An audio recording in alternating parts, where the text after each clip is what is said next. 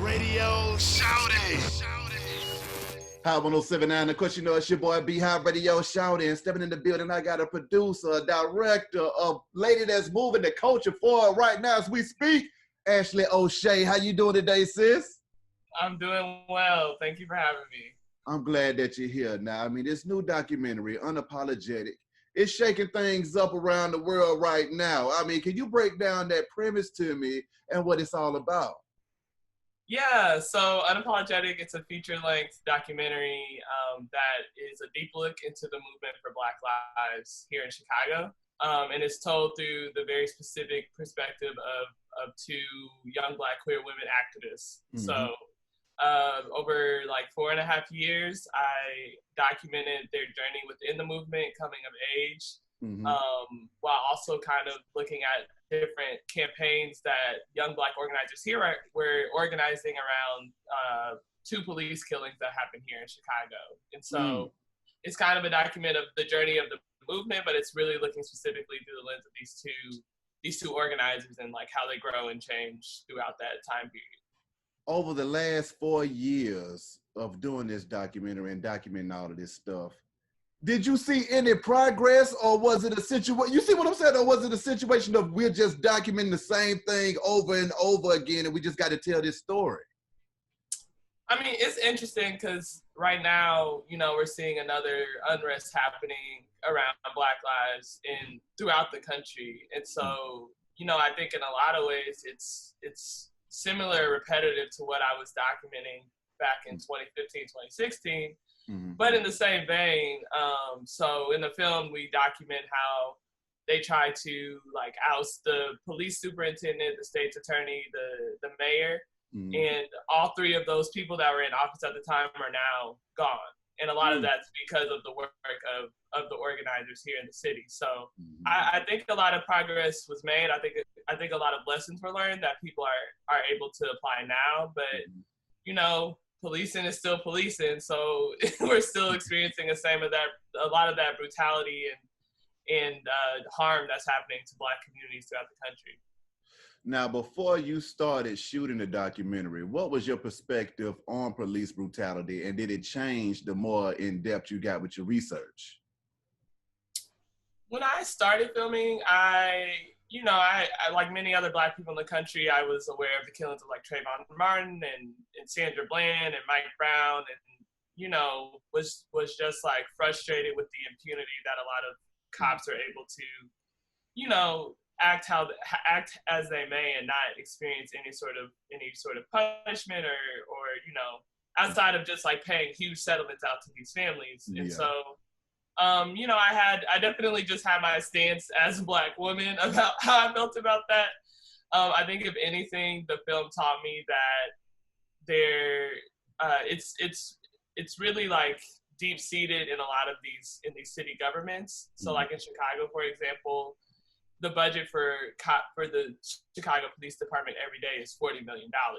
And so it's like, what are you doing with those $40 million? And what other things are you taking money away from in order to fund this police department? And how could that be being used to, you know, better serve our communities, have mental health clinics and other services that people have not had access to?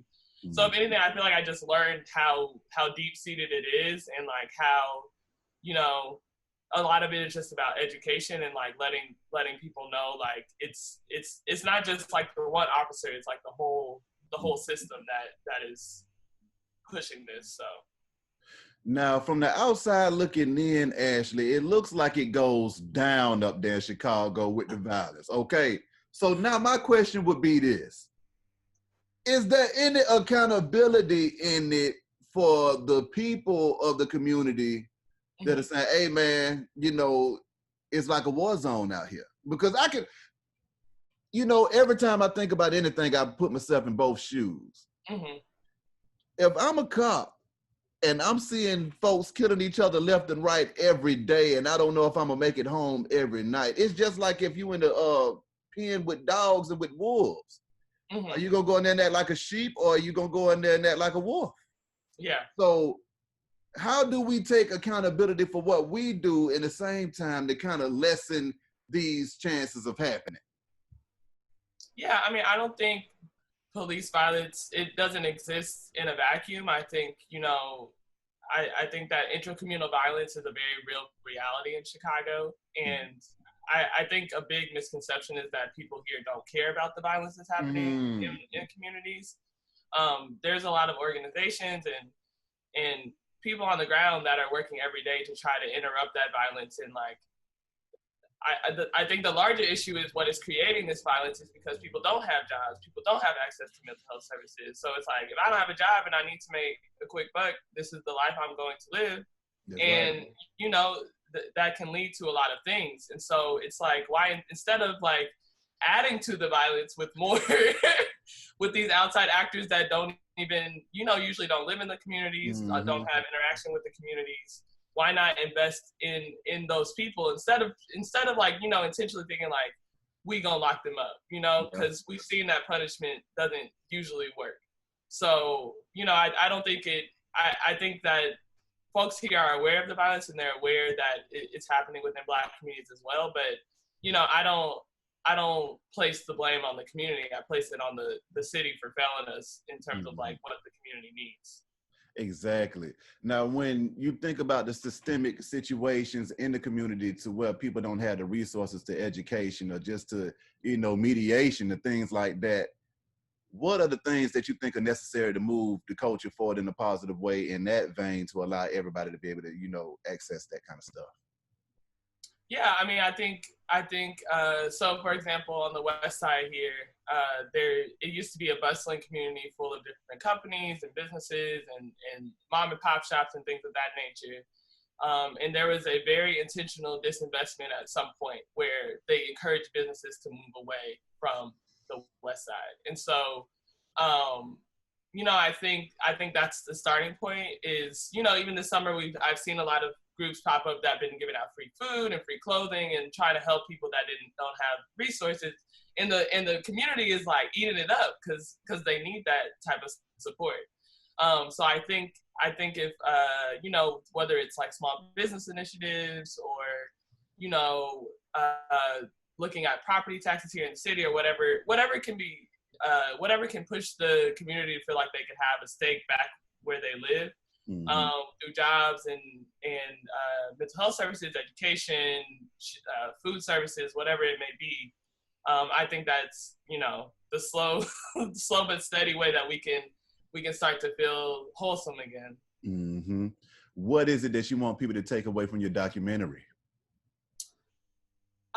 Yeah, it's a variety of things. I try not to. I try to keep it open ended because I know that everybody's coming into it with their own perspective. But if anything, I want people to feel, righteous rage at how not just policing, but here in Chicago as well, how the mayor and other local offices, how they have failed us.